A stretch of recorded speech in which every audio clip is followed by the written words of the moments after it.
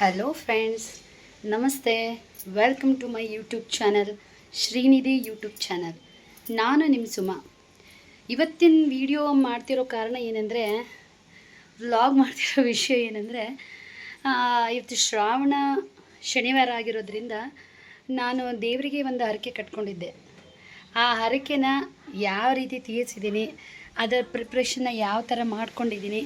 ಶನಿವಾರ ಅಂದರೆ ಶುಕ್ರವಾರ ದಿನವೇ ಪ್ರಿಪ್ರೇಷನ್ ಮಾಡ್ಕೊಳ್ಬೇಕಾಗುತ್ತೆ. ಯಾವ ಥರ ಮಾಡ್ಕೊಂಡಿದ್ದೀನಿ ಅಂತ ಗೆಟ್ ರೆಡಿ.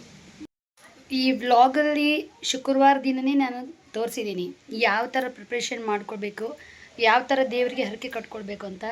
ನೀವು ನೋಡಿ, ನೀವು ಮಾಡಿ. 100ಕ್ಕೆ 100ರಷ್ಟು ನಾವು ಅಂದ್ಕೊಂಡಿರೋ ಕೆಲಸ ಆಗುತ್ತೆ. ಅದು ನನ್ನ ನಂಬಿಕೆ. ಆ ನಂಬಿಕೆ ನನ್ನಲ್ಲಿ ನಿಜ ಆಗಿದೆ ಕೂಡ. ಅದಕ್ಕಾಗಿ ನಿಮ್ಗೆ ಹೇಳ್ತಾ ಇದ್ದೀನಿ, ಪ್ಲೀಸ್ ಸಬ್ಸ್ಕ್ರೈಬ್ ಮಾಡಿ, ಲೈಕ್ ಮಾಡಿ, ಶೇರ್ ಮಾಡಿ. ನಿಮ್ಮ ಅನಿಸಿಕೆಗಳನ್ನು ನನಗೇನಾದರೂ ತಿಳಿಸ್ಬೇಕಂದ್ರೆ ಕಮೆಂಟ್ ಮಾಡಿ ಪ್ಲೀಸ್.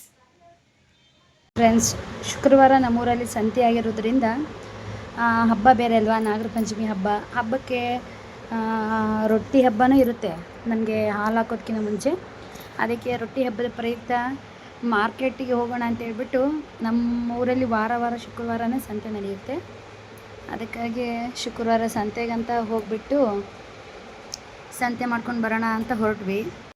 ನಾನು ನಮ್ಮ ಮನೆಯವ್ರು ಹೋಗಿದ್ವಿ. ಎಲ್ಲ ತರಕಾರಿ ಮಾಡಿಕೊಂಡು, ಎಲ್ಲ ಫ್ರೆಶ್ ಆಗಿರೋಂಥ ತರಕಾರಿ ಎಲ್ಲ ತಂದ್ವಿ. ಆಮೇಲೆ ತಂದುಬಿಟ್ಟು ನಾಳೆ ಬೇರೆ ಶನಿವಾರ ಅಲ್ವಾ, ನಂದು ಸ್ವಲ್ಪ ಹರಕೆ ಕಾರ್ಯಕ್ರಮ ಇತ್ತು. ಅದಕ್ಕಾಗಿ ಆ ಹರಕೆ ಕಾರ್ಯಕ್ರಮಕ್ಕೆ ಏನೇನು ಬೇಕೋ ಎಲ್ಲ ತೊಗೊಂಡು ಮನೆಗೆ ಬಂದು ಸ್ವಲ್ಪ ಫ್ರೆಶ್ ಅಪ್ ಆಗಿ ನೆಕ್ಸ್ಟ್ ಕ್ಲೀನಿಂಗ್ ಮಾಡ್ಕೊಳ್ತಾ ಇದ್ದೀನಿ. ಏನು ಕ್ಲೀನಿಂಗು ಅಂದರೆ, ಹೇಳಿದ್ನಲ್ಲ ನಾಳೆ ಶನಿವಾರ ಆಗಿರೋದ್ರಿಂದ ನಂದು ಸ್ವಲ್ಪ ದೇವರಿಗೆ ಹರಕೆ ಹೊತ್ಕೊಂಡಿದ್ದೆ. ಹರಕೆ ಕಾರ್ಯಕ್ರಮ ಇರೋದಕ್ಕೆ ಅದನ್ನು ಸಿದ್ಧತೆ ಮಾಡ್ಕೊಳ್ಳೋದಕ್ಕೋಸ್ಕರವಾಗಿ ಎಲ್ಲ ಕ್ಲೀನ್ ಮಾಡ್ಕೊಳ್ತಾ ಇದ್ದೀನಿ. ಕಸ ಎಲ್ಲ ಕ್ಲೀನ್ ಮಾಡ್ಕೊಂಬಿಟ್ಟು ಬಂಡೆ ಒರೆಸ್ಕೊಂಡು ನಾನು ಮತ್ತೆ ಸ್ನಾನ ಮಾಡಿದೆ. ಯಾಕಂದರೆ ಅವು ಇವು ಕಸ ಅದು ಇದು ಅಂತೇಳಿ ಮುಟ್ಬಿಟ್ಟಿರ್ತೀವಲ್ವ, ಮತ್ತೆ ಅದರಲ್ಲಿಂದನೇ ಮಾಡಬೇಕು ಅಂದರೆ ಆಗಲ್ಲ, ಮಡಿಯಿಂದನೇ ಮಾಡಬೇಕು.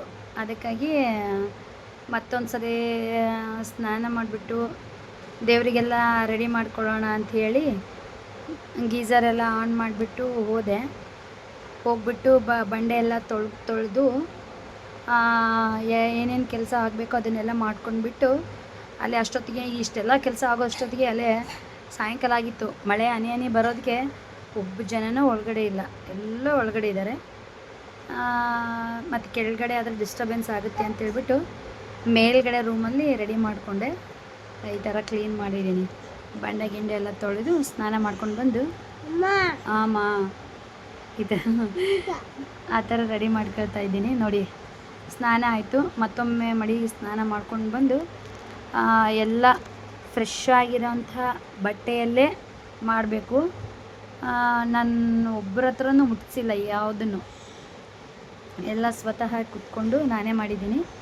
ಖಂಡಿತ ನಿಜ ಫ್ರೆಂಡ್ಸ್, ನಾವು ದೇವರನ್ನು ನಂಬಿದಂತಹ ದೇವರು ಯಾವತ್ತೂ ಕೈ ಬಿಡೋದಿಲ್ಲ ಅನ್ನೋ ನಂಬಿಕೆ ನನ್ನ ಮನಸ್ಸಲ್ಲಿ ಅಚಲವಾಗಿದೆ.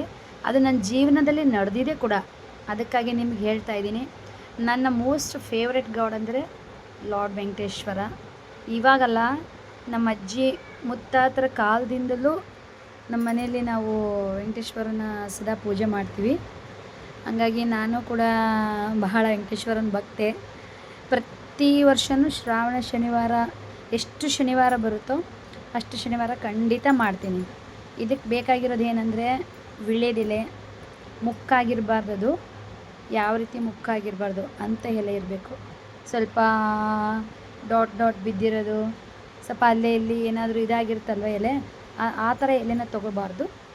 ಫ್ರೆಶ್ ಆಗಿರೋ ಎಲೆ ಅಂತಲೇ ತೊಗೋಬೇಕು ಎಲ್ಲ ಅದರಲ್ಲಿ. ಹಂಗಾಗಿ ನಾನು ಸ್ವಲ್ಪ ಜಾಸ್ತಿನೇ ತಂದಿದ್ದೆ.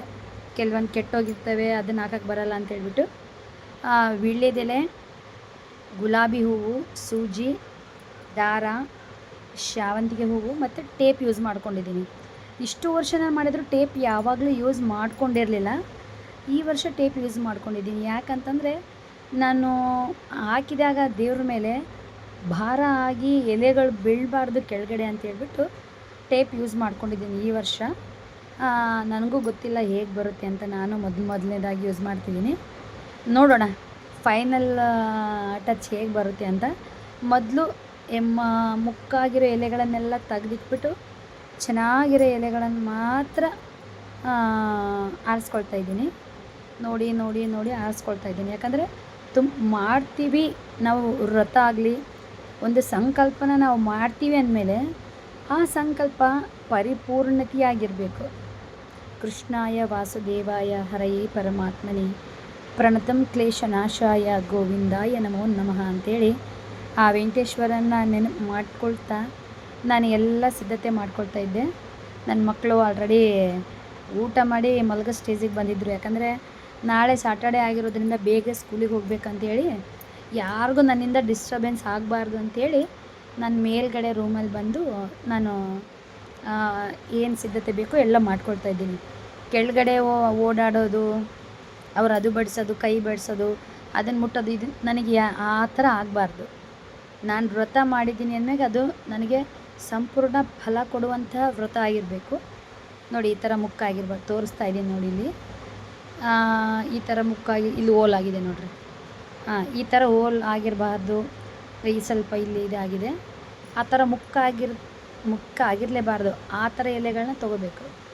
ನಾನು ಮಾಡ್ತಾ ಇರೋದು ಮಾತ್ರ ಯಾವಾಗಲೂ ಇದೇ ಥರನೇ. ಖಂಡಿತವಾಗಿಯೂ ದೇವ್ರ ಮೇಲೆ ನಂಬಿಕೆ ಇಡಿ. ನಿಮಗೆ ಇದೇ ಥರ ಮಾಡಬೇಕು, ಇಷ್ಟೇ ಮಾಡಬೇಕು ಅಂತ ಏನಿಲ್ಲ. ನಿಮ್ಮ ಸಂತೃಪ್ತಿ, ನಿಮ್ಮ ಬಯಕೆ, ನಿಮ್ಮ ಅನುಗುಣವಾಗಿ ಏನಿರುತ್ತೋ ಎಲ್ಲ ಅದನ್ನು ಮಾಡಿ. ನೋಡಿರಿ ಆ ಟೇಪನ್ನ ಸಹಾಯದಿಂದ ಮೊದಲು ಎಲೆಗಳನ್ನು ಒಂದ್ರ ಮೇಲೆ ಒಂದು ಎಲ್ಲ ಈ ಥರ ಜೋಡಿಸ್ಕೊಂಡ್ಬಿಟ್ಟು ವೆಂಕಟೇಶ್ವರ ಮೂರ್ತಿ, ನಮ್ಮೂರಲ್ಲಿರುವಂಥ ಮೂರ್ತಿ, ಅದರ ಎತ್ತರ ಏನಂತ ನನಗೆ ಗೊತ್ತಲ್ವಾ. ನಾನು ಡೈಲಿ ವೀಕ್ಲಿ ಹೋಗ್ತಾ ಇರ್ತೀನಲ್ವ, ಅದರ ಅನುಗುಣವಾಗಿ ಮಾಡಿದ್ದೀನಿ. ಕೆಲವೊಬ್ಬರು 21, 11, 51 ಎಲೆಗಳು ಅಂತ ಆ ಥರ ಮಾಡ್ತಾರೆ. ಬಟ್ ನಾನು ಆ ಥರ ಮಾಡಿಲ್ಲ. ನಾನು ದೇವರ ಹೈಟ್ ಅನುಗುಣವಾಗಿ ಎಷ್ಟು ಎತ್ತರದಲ್ಲಿ ಮೂರ್ತಿ ಇದೆ ಅಷ್ಟು ಅನುಗುಣವಾಗಿ ಅಂದಾಜಿಗೆ ನಾನು ಮಾಡಿದ್ದೀನಿ. ಯಾವಾಗಲೂ ಅದೇ ಥರ ಮಾಡೋದು. ನಾನು ಅಷ್ಟೇ ಎಲೆ ಇಷ್ಟೇ ಎಲೆ ಅಂತ ನಾನು ಒಂದು ಸಲ ಹೆಚ್ಚಿಗೆನೂ ಆಗುತ್ತೆ, ಒಂದು ಸಲ ಕಡಿಮೆನೂ ಆಗುತ್ತೆ. ನಾನು ಆ ಥರ ಯಾವಾಗಲೂ ಮಾಡಿಲ್ಲ. ಎಷ್ಟು ವರ್ಷದಿಂದ ವ್ರತ ಮಾಡಿದರೂ ನಾನು ಯಾವತ್ತೂ 21 ಎಲೆ 11 ಎಲೆ ಅಂತ ಆ ಥರ ಇಟ್ಟಿಲ್ಲ. ಕಂಪಲ್ಸರಿ ನಾನು ಮನಸ್ಸಿಗೆ ಏನು ಅನಿಸುತ್ತೋ ಅದು ಆಲ್ರೆಡಿ ನನಗೆ ದೇವ್ರದ್ದು ಎತ್ತರ ಗೊತ್ತಿರೋದ್ರಿಂದ ಆ ಥರ ನಾನು ಮಾಡ್ತೀನಿ. ಈ ಥರ ಫೈನಲ್ ರೆಡಿ ಆಯಿತು. ರೆಡಿ ಆದಮೇಲೆ ನೋಡಿರಿ ಈ ಥರ ರೆಡಿ ಮಾಡ್ತಾಯಿದ್ದೀನಿ.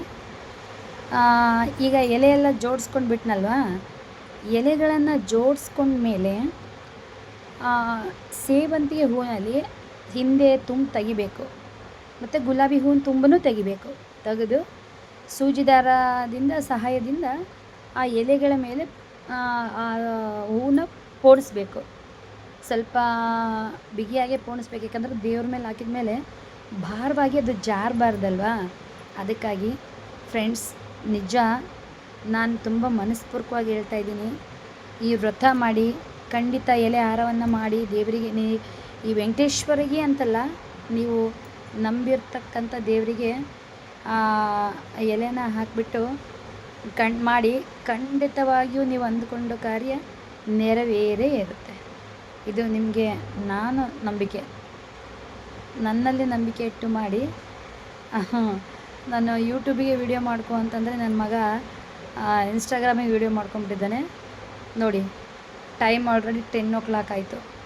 ಇದೆಲ್ಲ ಮುಗಿಯೋದ್ರೊಳಗೆ ಒಂದು 3 hours ಆಯಿತು. ನಾನೆಲ್ಲ ನೀಟ್ನೆಸ್ಸಾಗಿ ರೆಡಿ ಮಾಡ್ಕೊಂಡು ಮಾಡಿದ್ರೆ ಫೈನಲ್ ಟಚ್ ಈ ಥರ ಬಂದಿದೆ. ನೋಡಿ ಹೇಗಿದೆ ಫ್ರೆಂಡ್ಸ್, ಕಮೆಂಟ್ ಮಾಡಿ ಪ್ಲೀಸ್, ಶೇರ್ ಮಾಡಿ, ಲೈಕ್ ಮಾಡಿ, ಸಬ್ಸ್ಕ್ರೈಬ್ ಮಾಡಿ. ಈ ಥರ ಎಲ್ಲ ರೆಡಿ ಆಯಿತು. ಫೈನಲ್ ಟಚ್ ರೆಡಿ ಮಾಡಿಕೊಂಡು ಕುತ್ಕೊಂಡು ಮಾಡಿದೆ. ನನಗಂತೂ ತುಂಬ ಅಂದರೆ ತುಂಬಾ ಖುಷಿ ಆಯಿತು. ಮನಸ್ಸಿಗೆ ಬಹಳ ಅಂದರೆ ಭಾಳ ಸಂತೋಷ ಆಯಿತು. ಇದನ್ನು ಯಾವಾಗ ದೇವ್ರಿಗೆ ಕೊಟ್ಟಿದ್ದೀನೋ, ಯಾವಾಗ ಹಾಕಿದೆನೋ ಅನಿಸಿತ್ತು. ಮಿಕ್ಕಿದ ಎಲೆಗಳು ಇವೆಲ್ಲ ನಾನೆಲ್ಲ ದೇವರಿಗೆಲ್ಲ ಹಾರ ಮಾಡಿಬಿಟ್ಟು ಇಷ್ಟೆಲ್ಲ ಮಿಕ್ಕಬೇಕು, ಕಡಿಮೆ ಆಗಬಾರ್ದು ಯಾವತ್ತಿದ್ರು. ನೋಡಿ ಫ್ರೆಂಡ್ಸ್, ನಾನು ಅಂದುಕೊಂಡಕ್ಕಿಂತ ಇನ್ನೂ ತುಂಬಾ ಚೆನ್ನಾಗಿ ಬಂತು ಹೂವಿನಾರ. ಯಾವಾಗ ಬೆಳಿಗ್ಗೆ ಆಯಿತು ಶನಿವಾರ, ನಾನು ಯಾವಾಗ ದೇವಸ್ಥಾನಕ್ಕೆ ಹೋಗೇನೋ, ಯಾವಾಗ ಕೊಟ್ಟಿದ್ದೇನೋ ಅನ್ನೋಷ್ಟು ನನಗೆ ತುಂಬ ಅಂದರೆ ತುಂಬ ಖುಷಿ ಆಯಿತು. ಭಾಳ ಅಂದರೆ ಭಾಳ ಸಂತೋಷ ಆಯಿತು ಫ್ರೆಂಡ್ಸ್. ಊಟ ಸಹ ಮಾಡಿಲ್ಲ ನಾನು. ಊಟ ಮಾಡಿದ್ರೆ, ಸ್ನಾನ ಮಾಡಿದ ಮೇಲೆ ಊಟ ಮಾಡಿದರೆ ಆ ಪ್ಲೇಟ್ ಮುಟ್ಟಬೇಕು, ಈ ಪ್ಲೇಟ್ ಮುಟ್ಟಬೇಕು ಅಂತೇಳಿ ಸ್ನಾನ ಮಾಡಿದ್ಮೇಲೆ ಯಾವ ಎಲ್ಲಿ ಟಚ್ ಇಲ್ದಂಗೆ ಬಂದು ಈಗ ಕೆಲಸ ಮುಗಿಸಿದ್ದೀನಿ. ಆಲ್ರೆಡಿ 10 ಗಂಟೆ ಆಗಿಬಿಡ್ತು. ಇಷ್ಟೊತ್ತಿಲ್ಲಿ ಇನ್ನೇನು ಊಟ ಮಾಡೋದು ಅಂತೇಳ್ಬಿಟ್ಟು ಎಲ್ಲದೂ ನೀಟಾಗಿ ಅದೇ ಮಡಿ ಬಟ್ಟೆಯಲ್ಲೇ ಅದು ನಾನು ಮಾಡಿರ್ತಕ್ಕಂಥ ಹಾರನ ಮಡಿ ಬಟ್ಟೆಯಲ್ಲೇ ಎತ್ತಿಟ್ಬಿಟ್ಟು ನಾನು ಇನ್ನು ನನ್ನ ಮುಂದಿನ ಕೆಲಸ ನೋಡಿದೆ. 10 ಗಂಟೆ ಆಗಿಬಿಟ್ಟಿತ್ತು. ನನ್ನ ಮಕ್ಕಳು ಆಲ್ರೆಡಿ ನೋಡಿ ಮಲಗಿದ್ದಾರೆ. ನಮ್ಮ ಮನೆಯವರು ಮಲಗಿಬಿಟ್ಟಿದ್ರು. ಡಿಸ್ಟರ್ಬೆನ್ಸ್ ಮಾಡಬಾರ್ದು ಅಂತ ಹೇಳ್ಬಿಟ್ಟು ಮಿಕ್ಕಿರೋ ಎಲೆಗಳನ್ನು ಹೂಗಳನ್ನೆಲ್ಲ ತೆಗೆದುಕೊಂಡು ಕೆಳಗಡೆ ಹೋದೆ. ಮತ್ತು ಕೆಳಗಡೆ ಹೋಗಿ ನೋಡೋಣ ಏನು ಮಾಡ್ತಿದ್ದಾರೆ ಅಂತ ಹೋದೆ. ಆಲ್ರೆಡಿ ಅವರು ಮಲಗಿಬಿಟ್ಟಿದ್ರು ಅನಿಸುತ್ತೆ. ಅಲ್ಲಿ ಆಲ್ರೆಡಿ ಲೈಟ್ ಆಫ್ ಆಗಿತ್ತು. ಮಲಗಿಬಿಟ್ಟಿದ್ದಾರೆ ಅಂತ ಅಂದ್ಕೊಂಡು ದೇವರ ಧ್ಯಾನದಿಂದ ನೋಡಿ ಮಳೆ ಬರ್ತಾಯಿದೆ. ದೇವ್ರ ಧ್ಯಾನದಿಂದ ನಾನು ಕೆಲಸ ಮಾಡ್ದೆ. ಟೈಮ್ ಹೋಗಿದ್ದೇ ಗೊತ್ತಾಗಿಲ್ಲ ಫ್ರೆಂಡ್ಸ್, ನಿಜ. ಅಷ್ಟೊತ್ತಿಗೆ ನಮ್ಮ ಮನೆಯವರೆಲ್ಲ ಮಲಗಿಬಿಟ್ಟಿದ್ರು. ಎಬ್ಬಿಸ್ದೆ. ದೊಡ್ಡಮ್ಮ ಮತ್ತು ನನ್ನ ಮಗ, ನನ್ನ ತಂಗಿ ಎಲ್ಲ ಒಳಗಡೆನೆ ಮಲಗಿದ್ರು. ಮಾತಾಡಿಸ್ದೆ. ಪಾಪ ಅವ್ರಿಗೂ ಡಿಸ್ಟರ್ಬೆನ್ಸ್ ಆಯ್ತೇನೋ ನೋಡಿ ಫ್ರೆಂಡ್ಸ್. ನನಗೆ ಎಷ್ಟು ಭಕ್ತಿ ದೇವ್ರ ಮೇಲೆ ಅಂದರೆ, ನಮ್ಮ ಮನೆ ಬಾಗಿಲಲ್ಲೂ ಕೂಡ ನಾವು ವೆಂಕಟೇಶ್ವರ ಮೂರ್ತಿನೇ ಕೆತ್ತನೆ ಮಾಡಿಸಿದ್ದೀವಿ. ಆಲ್ರೆಡಿ ತಲಾಂತರದಿಂದನೂ ನಮ್ಮ ಫ್ಯಾಮಿಲಿ ತಾತ ಮುತ್ತಜ್ಜರ ಕಾಲದಿಂದನೂ ನಾವು ವೆಂಕಟೇಶ್ವರ ದೇವರಿಗೆ ಭಾಳ ಭಕ್ತಿಯಿಂದ ಪೂಜಿಸ್ತೀವಿ. ನೋಡಿ ದೊಡ್ಡಮ್ಮ ಬಂದು ತೆಗೆದ್ರು. ಒಳಗಡೆ ಹೋಗ್ಬಿಟ್ಟು ನೋಡಿ ಪಾಪ ಮಲಗಿಬಿಟ್ಟಿದ್ರು. ಡಿಸ್ಟರ್ಬ್ ಆಯಿತು ಅನಿಸುತ್ತೆ ಅವ್ರಿಗೂ ಕೂಡ. ಏನು ಮಾಡಲಿ ನನಗೂ ಗೊತ್ತಾಗಲೇ ಇಲ್ಲ. ಟೈಮ್ ಹೋಗಿದ್ದೇ ಗೊತ್ತಾಗಲಿಲ್ಲ. ಆಮೇಲೆ ನಾನು ಮಿಕ್ಕಿರೋ ಹೂವು ಮಿಕ್ಕಿರೋ ಎಲೆಗಳನ್ನೆಲ್ಲ ತೆಗೆದು ಫ್ರಿಜ್ಜಲ್ಲೆಲ್ಲ ಇಟ್ಬಿಟ್ಟು ಏನು ಮಾಡೋಣಪ್ಪ, ಊಟ ಮಾಡೋಣವಾ ಬೇಡವಾ ಅಂತ ಅಂದ್ಕೊಂಡೆ. ಬೇಡ, ಆಲ್ರೆಡಿ ಟೈಮು 10 o'clock 10:20 ಹಂಗೆ ಆಗಿರುತ್ತೆ ಅನಿಸುತ್ತೆ. ಇಷ್ಟೊತ್ತಿಗೆ ತಿಂದರೆ ಮತ್ತೆ ಸುಮ್ಮನೆ ಅಜೀರ್ಣ ಬೇಡ ಅಂತ ಹೇಳ್ಬಿಟ್ಟು ಹೂವನ್ನೆಲ್ಲ ಫ್ರಿಜ್ಜಲ್ಲಿ ಪ್ಲೇಸ್ ಮಾಡಿಬಿಟ್ಟು ಹಾಲಾದರೂ ಕುಡಿಯೋಣ ಅಂಥೇಳಿ ಹಾಲು ಕಾಯಿಸ್ಕೊಳ್ಳೋಣ ಅಂತ ಹಾಲು ತೊಗೊಂಡೆ. ಹಾಲು ಕುಡಿದು ಮಲಗಿಬಿಡೋಣ ಅಂತೇಳಿ ಡಿಸೈಡ್ ಮಾಡಿದೆ. ಫ್ರೆಂಡ್ಸ್, ನಾವು ಇನ್ನೂ ಹೊಸ್ದಾಗಿ ಯೂಟ್ಯೂಬ್ ಚಾನಲ್ ಓಪನ್ ಮಾಡಿದ್ದೀವಿ.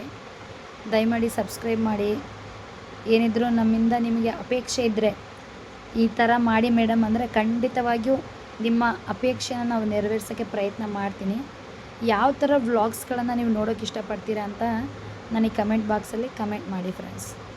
ನೋಡಿ ಹಾಲು ಕಾಯಿಸ್ತಾ ಇದ್ದೆ. ಹಾಲಾದರೂ ಕುಡಿದು ಹೋಗೋಣ ಅಂಥೇಳಿ ಹಾಲು ಕಾಯಿಸ್ಕೊಂಡೆ ಫ್ರೆಂಡ್ಸ್.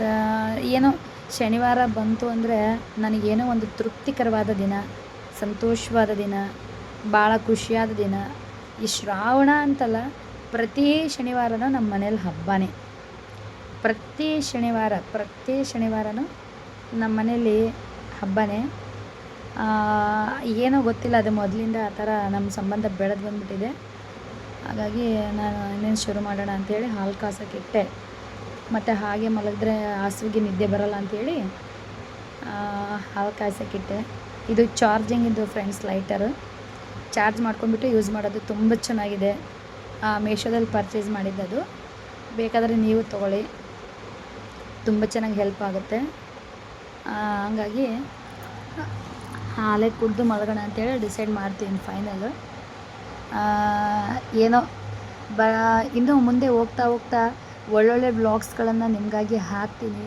ಒಳ್ಳೆ ಯೂಸ್ ಆಗುವಂಥ ವ್ಲಾಗ್ಸ್ನೇ ನಿಮ್ಗೆ ಹಾಕ್ತೀನಿ. ನಾವೀಗ ತಾನೇ ಶುರು ಮಾಡ್ಕೊಂಡಿರೋದ್ರಿಂದ ಇನ್ನೂ ನಮಗೆ ಕಂಟೆಂಟ್ಸ್ ಬಗ್ಗೆ ಅಷ್ಟು ತಿಳಿತಾ ಇಲ್ಲ. ನಿಮಗೇನಾದರೂ ಇದ್ದರೆ ಹೇಳಿ ಫ್ರೆಂಡ್ಸ್. ಖಂಡಿತ ನೀವೇನು ಬಯಸ್ತೀರೋ ಅದನ್ನು ನಾನು ವ್ಲಾಗ್ ಮಾಡಿ ಹಾಕ್ತೀನಿ. ನಿಮಗೆ ಯಾವ ಥರ ವ್ಲಾಗ್ಸ್ನ ನನ್ನ ಚಾನಲಲ್ಲಿ ನೋಡಬೇಕು ಅಂತ ಆಸೆ ಇದೆ ಅದನ್ನೆಲ್ಲ ಹಾಕಿ ಹೇಳಿ, ಕಮೆಂಟ್ ಮಾಡಿ. ಕಮೆಂಟ್ ಮೂಲಕ ನೀವು ತಿಳಿಸಿದರೆ ಖಂಡಿತವಾಗಿಯೂ ಮಾಡ್ತೀನಿ. ಪ್ಲೀಸ್ ಸಪೋರ್ಟ್ ಮಾಡೋದು ಮಾತ್ರ ಮರಿಬೇಡಿ ಫ್ರೆಂಡ್ಸ್, ಮರಿಬೇಡಿ. ನೋಡಿ ನೀರು ಕುಡಿದು ಈಗ ಹಾಲು ಕಾಯ್ತು. ಹಾಲು ಕುಡಿದ್ಕೊಂಡು ಹೋಗೋಣ ಅಂತ ಹೇಳ್ಬಿಟ್ಟು ಹಾಲು ಕಾಯಿಸ್ಕೊತಾ ಇದ್ದೀನಿ. ನೋಡಿರಿ ಎಲ್ಲರೂ ಮಲಗಿಬಿಟ್ಟಿದ್ದಾರೆ. ನಾನು ಒಬ್ಬಳೇ ಮನೇಲಿ ಇದ್ದಿರೋದು. ನಮ್ಮ ಮನೆಯವರಂತೂ ಬೈತಾ ಇದ್ದಾರೆ, ಬೇಗ ಬೇಗ ಕೆಲಸ ಮುಗಿಸ್ಕೊಂಡು ಇಷ್ಟೊತ್ತಿಗೆಲ್ಲ ಮಲ್ಗಕ್ಕೆ ಬರಲ್ವಾ ಅಂದರು. ಏನು ಮಾಡೋದು, ಯಾವ ಟೈಮಲ್ಲಿ ಏನಾಗಬೇಕೋ ಅದು ಹಾಗೇ ಆಗುತ್ತೆ. ಅದನ್ನು ಯಾರ ಕೈಯಿಂದನೂ ತಪ್ಸೋಕ್ಕಾಗಲ್ಲ ಅಲ್ವಾ ಫ್ರೆಂಡ್ಸ್. ನಾನು ಈ ಟೈಮಲ್ಲಿ ಮಾಡಬೇಕು ಅಂತ ದೇವ್ರ ಇಚ್ಛೆನೇ ಇರುವಾಗ ನಮ್ಮ ಕೈಯಿಂದ ಏನೂ ಆಗೋದಿಲ್ಲ. ನೋಡಿ, ಎಲ್ಲರೂ ಮಲಗಿದ್ದಾರೆ, ನಾನು ಒಬ್ಬಳೇ ಎದ್ದಿರೋದು. ಅಯ್ಯೋ ಶಿವ ಶಿವ ಅಂತ ಇದ್ದಾರೆ ಮನೇಲಿ. ಏನು ಮಾಡೋದು? ನನಗೂ ಯಾರಾದರೂ ಓಡಾಡಿದರೆ ಸ್ವಲ್ಪ ಧೂಳುಗೀಳು ಏನಾದರೂ ಬೀಳುತ್ತೋ ಏನೋ ಅಂತ ಇಷ್ಟೊತ್ತಿಗಾದರೆ ಎಲ್ಲರೂ ಮಲಗಿಬಿಟ್ಟಿರ್ತಾರೆ. ಸಬ್ಸೆಂಟಾಗಿ ನಾನು ಕೆಲಸವನ್ನು ಮಾಡ್ಕೋಬೋದು ಅಂತೇಳಿ ಎಲ್ಲರೂ ಮಲಗೋ ಟೈಮಿಗೆ ನಾನು ಶುರು ಮಾಡಿಕೊಂಡೆ. ಬಿಸಿ ಬಿಸಿ ಹಾಲು, ವಾವ್! ಇನ್ನು ಮುಂದೆ ನೈಟ್ ಹೊತ್ತು ಊಟನೇ ಬಿಟ್ಬಿಡಬೇಕು ಫ್ರೆಂಡ್ಸ್. ಹಾಲು ಕುಡಿದು ಮಲಗಿಬಿಡ್ಬೇಕು. ಹಾಲೂ ಅಷ್ಟೇ ಕ್ಯಾಲ್ಶಿಯಂ ಎಲ್ಲ ಇರುತ್ತೆ. 1 ಗ್ಲಾಸ್ ಹಾಲು ಜೀರ್ಣ ಆಗೋಕ್ಕೆ 6 ಅವರ್ ಬೇಕಾಗುತ್ತಂತೆ. ಇನ್ನು ಊಟ ಇನ್ನೇನು ಬೇಕು? 1 ಗ್ಲಾಸ್ ಹಾಲು ಸಾಕಲ್ವಾ? ಹಾಲು ಕಾಸ್ಕೊಂಡ್ಬಿಟ್ಟು ಲೈಟೆಲ್ಲ ಆಫ್ ಮಾಡಿ ಇನ್ನು ಮೇಲ್ಗಡೆ ಮಲಗೋಣ ಅಂತ ಹೋದೆ. ಹೊರಟೆ. ಅವ್ರಿಗೆಲ್ಲ ಹೇಳ್ಬಿಟ್ಟು ನೀವೆಲ್ಲ ಲಾಕ್ ಮಾಡ್ಕೊಳ್ಳಿ ಅಂತ ಹೇಳ್ಬಿಟ್ಟು ನಾನು ಇನ್ನು ಹೊರಗಡೆ ಹೋದೆ. ಮೇಲ್ಗಡೆ ಹೋದೆ. ಯಾಕೋ ನಿದ್ದೆನೇ ಬರ್ತಾಯಿಲ್ಲ ಫ್ರೆಂಡ್ಸ್. ಎಷ್ಟು ಮಲ್ಗೋಣ ಅಂತ ಅಂದ್ಕೊಂಡೆ, ನಿದ್ದೆನೇ ಬರ್ತಾಯಿಲ್ಲ. ಮಲ್ಗೋಣ ಅಂತ ಅಂದ್ಕೊಂಡ್ರೆ ಯಾವಾಗ ಶನಿವಾರ ಆಗುತ್ತೋ, ಅದನ್ನು ಯಾವಾಗ ತಗೊಂಡೋಗಿ ನಾನು ದೇವಸ್ಥಾನಕ್ಕೆ ಕೊಡ್ತೇನೋ, ಅದು ಹೆಂಗೆ ಕಾಣುತ್ತೋ, ಚೆನ್ನಾಗಿ ಕಾಣುತ್ತಲ್ವಾ, ನಾನು ಮಾಡಿದ್ದು ಸಾರ್ಥಕ ಆಗುತ್ತೋ, ಎಲ್ಲೂ ಕಿತ್ತೋಗ್ಬಿಡುತ್ತೇನಲ್ಲ ಅಂತ ಆ ಥರ ಎಲ್ಲ ಭಯ. ಎಷ್ಟು ನನ್ನ ಮನೇಲೆಲ್ಲ ಬೈದರೂ ನನಗೆ ನಿದ್ದೆನೇ ಬರ್ತಾಯಿಲ್ಲ. ಆದರೂ ಆ ಕಡೆ ಈ ಕಡೆ ಓಡಾಡ್ತಾ ಸ್ವಲ್ಪ ತಂಗೆ ಟೈಮ್ ಪಾಸ್ ಮಾಡಿದೆ ನೋಡ್ರಿ. ಎಲ್ಲ ನಿಶಬ್ದವಾಗಿಬಿಟ್ಟಿದೆ ಏರಿಯಾ. ಮನೇಲಿ ನೋಡಿ, ನನ್ನ ಮನೆಯವರು, ನನ್ನ ಮಕ್ಕಳು ಎಲ್ಲರೂ ಮಲಗಿಬಿಟ್ಟಿದ್ದಾರೆ ಆಲ್ರೆಡಿ. ಆಮೇಲೆ ನಾನು ನೋಡೋಣ ಯಾವಾಗ ನಿದ್ದೆ ಬರುತ್ತೆ ಅಂತ ಹೇಳ್ಬಿಟ್ಟು ಹಾಲು ಕಾಸಿದ್ನಲ್ವ, ಕುಡ್ದು ಮಲ್ಗೋಣ, ಮಾರ್ನಿಂಗ್ ಬೇರೆ ಮತ್ತೆ ಬೇಗ ಎದ್ದೇಳ್ಬೇಕಂತೇಳಿ ಬೇಗ ಎದ್ದು ಮಲ್ಕೊಂಡ್ಬಿಟ್ಟೆ ಫ್ರೆಂಡ್ಸ್. Good night friends. ಎಲ್ರಿಗೂ good night. All the best your futures. Sweet dreams, sweet day, sweet memories. ನಿಮ್ಮೆಲ್ಲ ಪ್ರೀತಿ ಆಶೀರ್ವಾದ ನನ್ನ ಮೇಲೆ ಸದಾ ಹೀಗೆ ಇರಲಿ ಅಂತ ಕೇಳ್ಕೊತೀನಿ. ದಯಮಾಡಿ ಲೈಕ್ ಮಾಡಿ, ಸಬ್ಸ್ಕ್ರೈಬ್ ಮಾಡಿ, ಕಮೆಂಟ್ ಮಾಡಿ. ನಿಮಗೆ ಈ ರೀಲ್ಸ್ ಅಲ್ಲ, ಈ ಬ್ಲಾಗ್ಸ್ ಇಷ್ಟ ಆಗಿದರೆ ಶೇರ್ ಮಾಡಿ. Love you friends. Love you so much. Good night.